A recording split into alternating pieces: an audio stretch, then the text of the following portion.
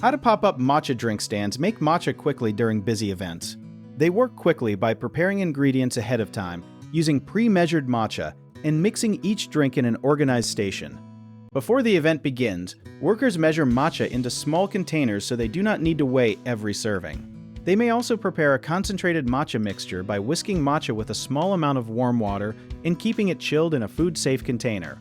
When an order arrives, the worker pours the measured matcha into a shaker with cold water, milk, sweetener, and ice, then shakes it for several seconds. Shaking is often faster than using a traditional bamboo whisk, and it creates a smooth, foamy drink.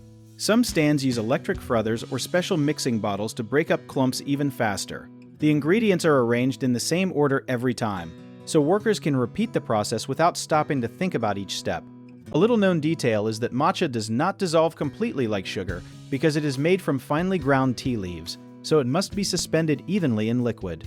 Keeping the matcha mixture cold also helps the stand serve drinks safely while preserving a fresh taste. To make this work, the team usually assigns one person to take orders, one person to mix drinks, and another person to add toppings and hand them out.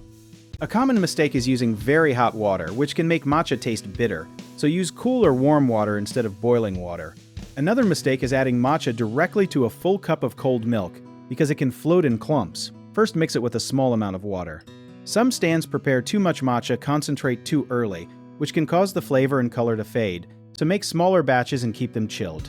It is also easy to forget food safety during a rush, so label containers with preparation times and clean shakers regularly. If you enjoyed the video, check out our online resources that can really help get your business started in the description below.